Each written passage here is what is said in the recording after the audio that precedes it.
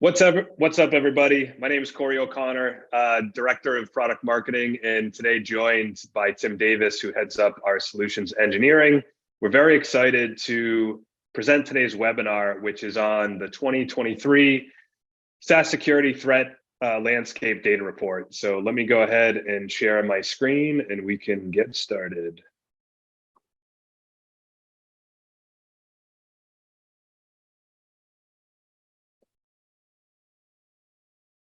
All right, so quick review on today's agenda. We're going to do a quick high-level introduction on the data report. The main focus for today's webinar is really dialing into the 5 threat models that were highlighted in the report. After each threat model, we're gonna go through some significant data points and statistics, and then Tim's gonna jump in and essentially provide a solution demonstration that maps to each of those threat models. At the close of today's session, we are going to highlight the proof of value process, which is a big part of how we actually put the data report together. It involves integrating with business critical SaaS applications, exposing the risk of your SaaS estate. So we'll highlight that process, and then we will provide some next steps and a call to action if you're interested in learning more and getting some of the assets around the data report. We have the full report. We've got an executive summary, a bunch of content for this campaign. So again, thank you for joining. And yeah, before we actually get into the threat models, just some context on the data report itself. So this was a month-long project where we worked with an external consultancy to create an audit for mainly medium-sized organizations and large enterprises. And the point of the report is to essentially help organizations better understand their SaaS data overexposure risk. So you can use this report as a benchmarking tool where you can compare your organization to, if you're a medium-sized business or a large enterprise, you can kind of map each of these threat models and get a baseline understanding of where your risk exposure might lie. And yeah, again, it's the report itself is mainly to help drive that risk exposure awareness and educate the market as to why a SaaS data security program needs to be prioritized.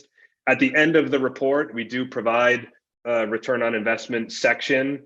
DoControl is all about security automation through our security workflows. So we do break out essentially, ROI based on workflow execution. So we take kind of assess the risk of specific business critical applications and provide an ROI into each of those when you implement DoControl security workflows. The last section within the report, excuse me, we put a focus on building the business case for a SaaS data security program. So the report provides some really compelling statistics. It also has some great resources in terms of going back to the business and helping sell the business case. So with that, let's get into it. So the first threat model that we cover in the report is around insider threat. Insider threat is obviously something that's very top of mind for organizations today. The intentional exfiltration or unintentional leakage of data through these SaaS applications and the access controls that should be applied that allow employees or external third-party contractors to share these assets publicly, share it to personal email domains, or upload things like encryption keys for encrypted assets to these different collaboration apps. So many actions that fall into this category are mostly benign, right? Not every event within the SaaS environment is presenting material risk to the business, but when they're not, they can be obviously embarrassing for the company if there's a data breach, or if a company is exfiltrating sensitive data, you have negative outcomes, right? So you've got damage to the brand of the business, you've got financial implications, so on and so forth. Within the report itself, we found that for medium organizations, average assets stored within those SaaS applications that are shared publicly was right around 6,500. When we jump over to the large enterprise, we're getting close to 100K. For the number of employees that are sharing data with a personal email account, 1 in 48 for medium, and for large, it's 1 in 70. again, such a common practice for for employees, especially when they're leaving the business, to share a Google Drive, a file within Google Drive to their private email account. That is one of the primary use cases that we see when we have engagements with customers. When we talk about encryption files, right? So Google Drive and Workspace, you've got about 1,200 encryption files for medium-sized organizations. Microsoft Teams, about 1,400. Within Slack, Slack is obviously a really amazing communication application. And it's also a way for certain personas, IT and security personas, to exchange credentials and encryption files over Slack. It's a means to do business in an easy way over Slack. 38% of all companies have encryption files that are stored within Slack. Oftentimes, they won't remove those files. So when we pivot over to large companies, you have average number of encryption files at 2,300 for Google Drive. Microsoft Teams, we're at 25,000. And for Slack, you've got an average of 19 encryption keys per company that were stored in Slack. So Tim, I'm going to toss it over to you to do a quick solution demo. Yeah, thanks, Corey. So yeah, like you mentioned, thanks for setting that up. Several use cases there that are very critical, capabilities for us that we're able to deliver for our customers, particularly around this idea of insider threat. So thinking about people sharing with personal Gmail accounts, right? Being able to detect that, particularly understanding the context too, right? Knowing when someone's getting ready to walk out the door, they've turned in their notice, maybe they're on a reduction in force list, even something like that. They found out about it, so now they're trying to exfiltrate some data via personal Gmail. Those are absolutely the kinds of things that we can help people detect very easily through our workflow engine. I want to specifically talk today and show you a playbook that we have pre-built into our platform around helping you with encryption key sharing though. So we mentioned that use case in particular and specifically around Slack. And so want to specifically call that out. And we've got a playbook built for our customers here. So with just a couple of clicks, I can go in right away and have something that's pre-built for me to be able to protect my Slack environment from users who are probably not trying to be malicious or create risk. They're just trying to be helpful. Like, hey, here's the key file to get you into this AWS VPN, or here's the key file that gets you into this application, or lets you SSH into this box. Right? People want to be helpful, but putting those things in Slack has caused numerous significant and very high profile outages when they've been accessed by parties that weren't supposed to have access to them. So what are we doing here? We detect when a file has been uploaded to Slack. Very simply, this is our event-driven API, our push API approach. Slack tells us, hey, DoControl, user in this Slack environment has uploaded a file to this Slack channel. We're going to check to see, is this an encryption file? If it is, then we're going to notify security operations with a customized message to let them know what's going on. And then we're going to delete that file from the Slack channel. Again, this is all happened in automation. This way you're protecting your Slack assets. You're protecting your users from making a mistake, or from maybe even more seriously, intentionally trying to exfiltrate data through Slack channels. So, and of course, you can customize this as well if you want to add more notifications, if you want to take some other different types of actions. You can always start here with our playbooks and then customize from there. So that's this first use case around insider threat. Corey, I'll pass it back to you, and we can go to the next one. Great. Thanks, Tim. Great. So internal versus external actors and access. So when you think about external actors, you have partners, customers, service agencies, and other parties that aren't employed by the company, right? They're granted access to data within these SaaS applications as a matter of doing business, everyday business, right?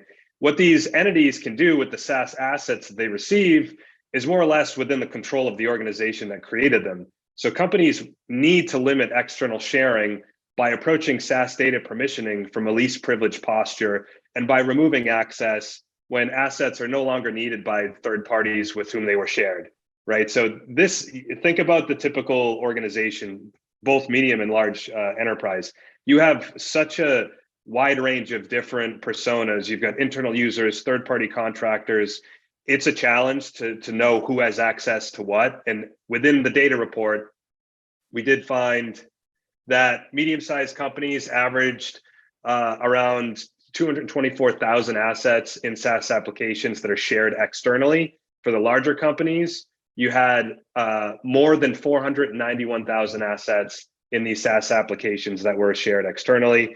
If we look at this from a per employee perspective across all the companies within the audit that we did, we can see that 2,200 assets per employee are shared externally. So those are some pretty staggering numbers. When we look at medium organizations, external actors per employee on average was 9. For large, it was 7. External parties with access to data in SaaS applications, 5,000. For medium, large was 31,000. And then for external collaborators that are added monthly, you've got 20 for medium organizations and large enterprises, 143, right? So I always talk about the SaaS security SaaS security issue being a scalable thing.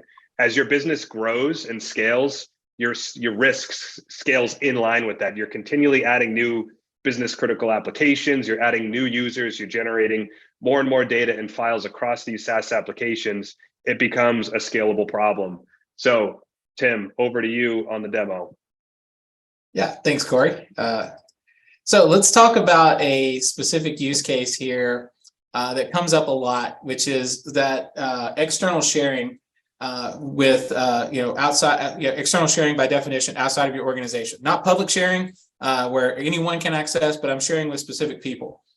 So this is a very common workflow that we'll use to help protect that, right? So again, we're using our event-driven approach, launching our workflows.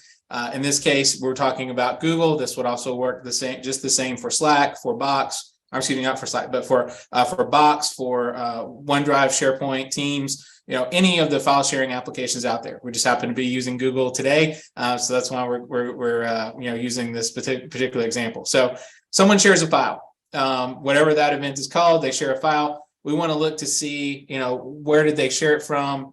Who did they share it with? Those kinds of things, right? So what we're really trying to do here is understand the risk that that sharing action created to your organization, because this might just be normal business as usual. It might be, sharing with a contractor that you work with every day. On the other hand, it might be something that's much more risky, right? So we're going to help you understand the risk that's created to your organization by this actor sharing the file. And then we're going to help you tier a response. So in this example, we're looking at kind of 3 tiers of response, sort of a high risk, medium risk, low risk. And they're kind of aligned right to left on your screen, if you want to think about it. So first of all, let's look at who shared the file. Is this person a high risk user? How would we know that? Well, we're gonna know from talking with your HR platform if this person's getting ready to leave the organization. Use case we mentioned earlier, kind of around insider risk. But we might also do something like query your EDR platform to understand, hey, we're seeing high indicators of compromise on this endpoint that's initiating these actions, right? So lots of other tools and capabilities that we can pull into play. But what ultimately comes down to a binary choice. Did we see enough factors that would make us think that this action is being performed by a high-risk user? If it is, let's undo what they did right away. So they shared a file. We immediately unshare that file. Then we're going to create notification for the security operations team and create a ticket for incident response investigation after the fact, right? Because we've already stopped the file from and the data from being exfiltrated, right? So we've already remediated, but we also want to investigate going forward, find out what's going on here. Let's say this is not what we consider a high-risk user in this scenario. Then we want to look at, well, who did they share the file with? So did they share with a domain that we recognize, that a business partner, contractors, someone that is normal operations for the person in this group in this organization to be sharing information with? If so, then that's relatively low risk. So we'll wait 30 days and then we'll send that person a nice message, maybe an email, maybe in Slack, and just ask them, hey, do you still need this file shared? And if they say, yes, I do, then we wait another 30 days and we keep asking them until they say no, or if they just ignore the request, then we undo the sharing, right? So this is really here in place to just make sure that even appropriate sharing shouldn't be sharing forever and ever and ever, right? So this is putting some business responsible limits on access, right? So we're asking the person who's on the front line doing sharing this data, hey, do you still need that shared? And if they say yes, then we're trusting them to know what's right there and to keep the business going. But when they say no, or when they ignore the request, we go ahead and clean that up for you. Again, automated, no SaaS administrators, nobody from InfoSec has to intervene. So we looked at the high risk case, we looked at the low risk case. What about something in the medium? Well, in this scenario, and again, this is customizable for how you want to deal with this level of risk. But what we found from a lot of our customers is that when it's kind of medium and it's sort of in doubt, what they don't want to stop it maybe right away, but they want to get eyes on it right away, right? To then see if this is something they need to stop. So this is where we might run an approval model similar to what we did before on the low risk, but in this case, we're going to run it to maybe someone on the InfoSec team, or maybe the person who shared its manager or business unit leader, or if they have a BSO role or something like that, right? We're going to find the appropriate person or people that need to say, okay, yeah, this is the acceptable risk, or this is not acceptable risk, and then we're going to just act accordingly, right? So simple example, 3 tiers of risk.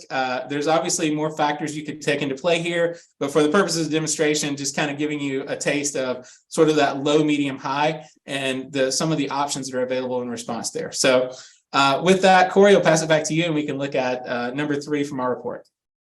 Great. Thanks, Tim. All right, let's share the screen.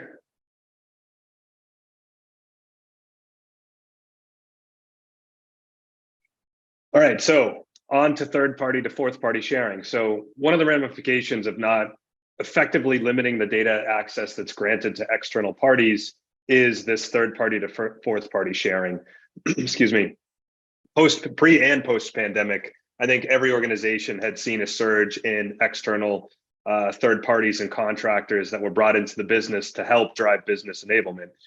In many of these instances, you have trusted third parties that have legitimate reasons for sharing SaaS assets with these fourth parties, but you do have situations where, that third party should not really be granting access to a fourth party vendor. You want to have a good understanding of who, again, has access to your sensitive data within your SaaS application environment. So what did we find in the report? For medium organizations, fourth party domains on average that had access to SaaS assets was 53. For large, it was 241. Within Google Drive, on average, shared from third party to fourth party was 88 assets. For large, it was 350. And events where third party actors shared assets with fourth party, 182 with medium sized organizations, and just over 1,100 for large enterprises. In 2022, from May through December, there was 2,300 workflow executions that were triggered by third-party actors sharing assets with fourth-party actors. So this is a pretty common event where if you're doing business with a third party, they will then share a Google Drive with an unapproved fourth party. Sometimes it's a necessary business process. But again, should that fourth party have access to that data set is the risk that's introduced. So Tim, we'll go ahead and toss it back over to you for the demo. Yep, thanks, Corey. Yeah, this is something that a lot of people just don't think about. And it's very challenging for a lot of the traditional old school platforms that purport themselves to be doing SaaS security to detect, right? Is this idea of I'm working with someone as a third-party contractor, and they trust me. They share information with me, and maybe on purpose, or maybe just by accident. Maybe just typing too fast on the keyboard, fingers get fat. I then expose their data that they've trusted me with to somebody else, right?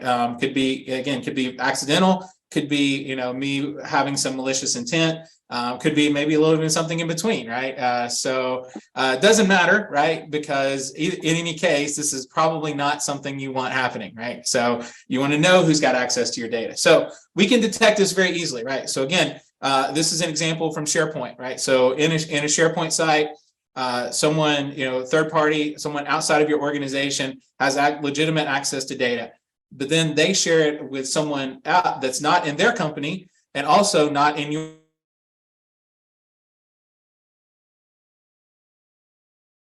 Again, we detect that right away. We immediately revoke that sharing, and then we can take some additional steps, right? And this is just an example. Other things are clearly possible here, but for what we do in this case is, typically in SharePoint, some not all SharePoint sites are created equal. Some are more sensitive than others.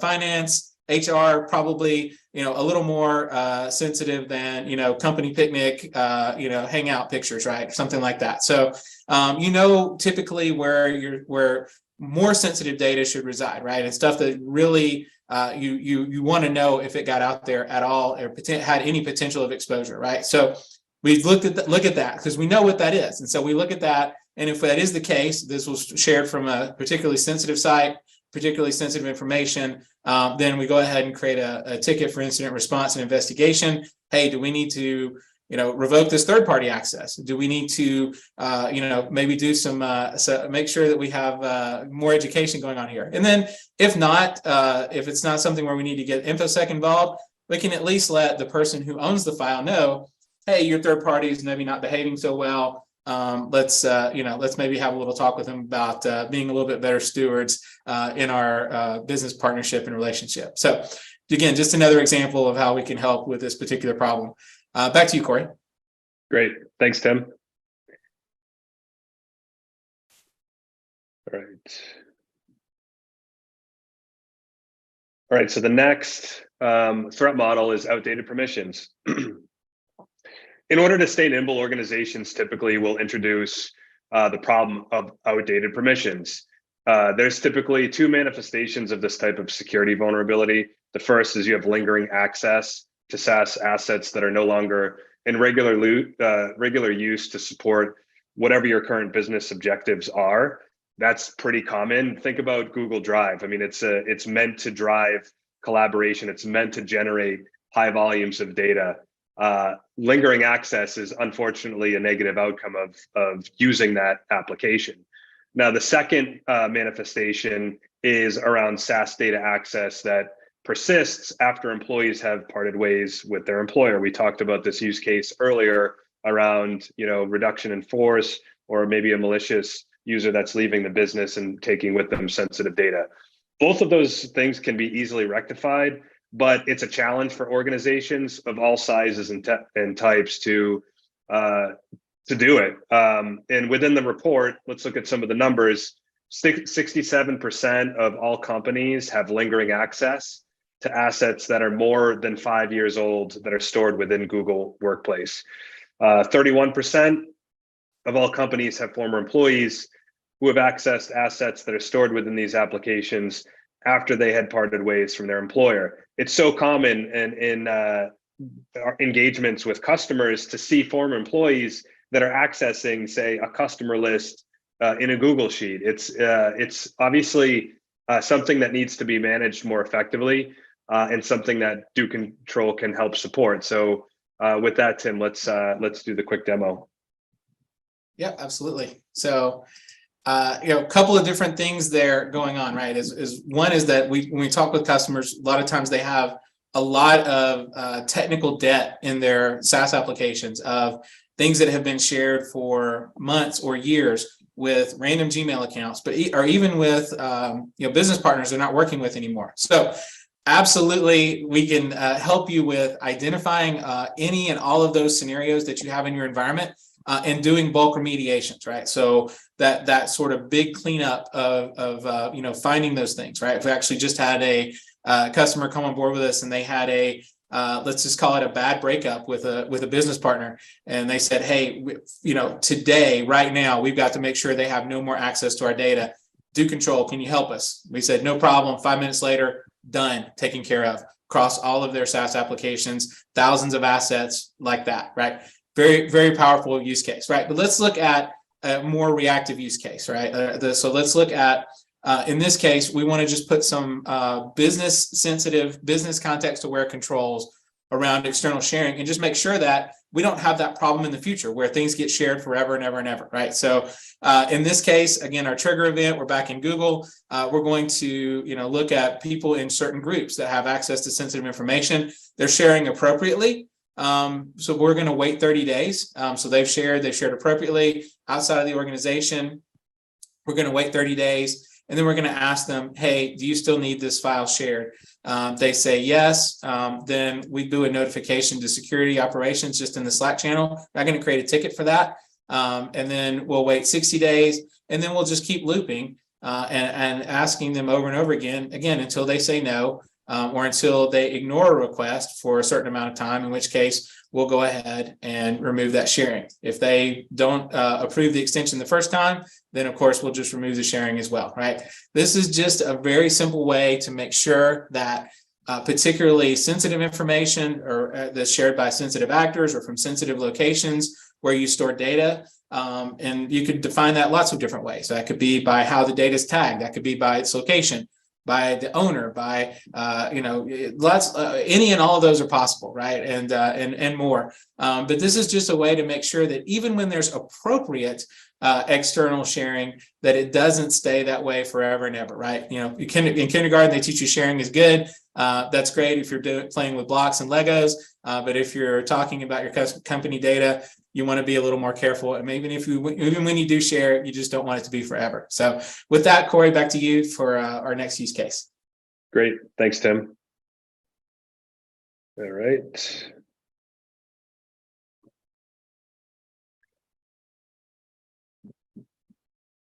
All right. So the next threat model, third-party OAuth applications. So misconfiguring third-party applications that integrate with your core applications within your technology stack can create exposure for companies that may only be identified after the vulnerability has been exploited by a bad actor. So granting unnecessary read and write access to these applications that may not have strong enough native security controls can open the door for data exfiltration. And this is the basis essentially for supply chain based attacks, especially within SaaS applications. So what did our data report find? Average of third-party application integrations within Microsoft for medium organizations, 224, Google's 50. Applications on average that are overprivileged, you have 11 within Microsoft and 9 within Google. Applications on average that have data access permissions. In our study, we only had Google as a target that we supported 17. For large companies, Microsoft, average of number of third-party apps that are integrated, 743. For Google, it was 81. Applications on average that are overprivileged, for Microsoft, it was 11. For Google, we came in at 9. And then applications on average that have data access permissions for Google, again, for large companies, was 27. Tim, time to pass it back over to you. DoControl recently launched a new module within our platform. So we'll hand it over to Tim to speak a bit more on that. Yeah, absolutely. So thanks, Corey. And this is a big problem, right? Because a lot of times when people think about SaaS data security, if they're really thinking about it, they're thinking about who has access to my data. And that's a great question to ask, but it's also important to ask the question, what has access to my data? The power of SaaS is really in the cloud and in collaboration, both with human beings, but also software collaborating with software, right? But with great power comes great responsibility. I think I've heard that somewhere in the past. So we want to make sure that we're giving you, number one, visibility into understanding the what that has access to your data in your SaaS platforms as well, and give you good threat intelligence on what's going on here. So let's look at a couple of quick examples, this case in Google, right? So this is one where we've got a shadow app that has been used for login authentication, right? So in this case, it was just an authentication. There's no data access, there's no calendar access, no file access, anything like that. Still, maybe not something you want happening, depending on, your opinion of this particular organization. But is this super risky? Maybe not so much, right? Because we're not, but the key here is we're not just showing you, what happened or what the application is, but specifically the permissions and scopes that are involved. We're going to give you some information about the application itself.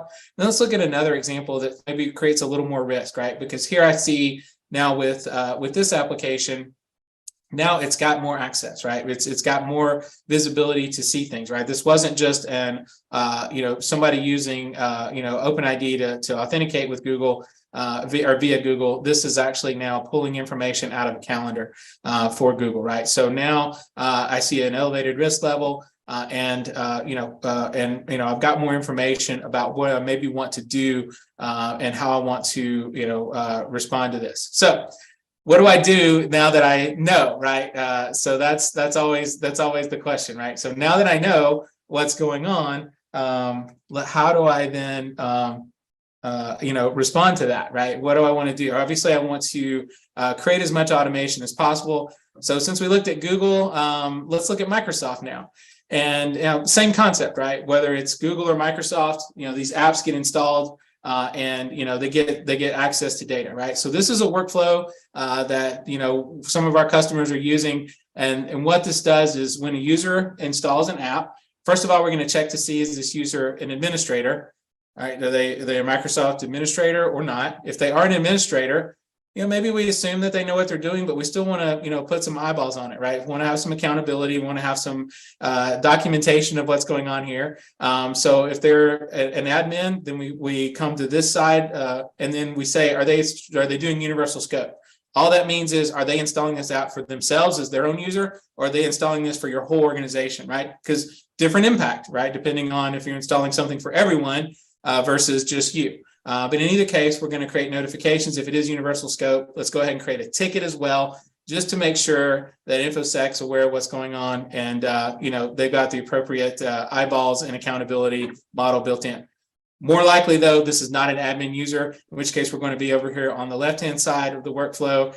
And very simply, you've got apps that have been vetted by your security team, and they say, okay, hey, yeah, these are apps that we're using, right? That we're using, these integrations, so Salesforce or ServiceNow or something like that, right? Tools that are approved.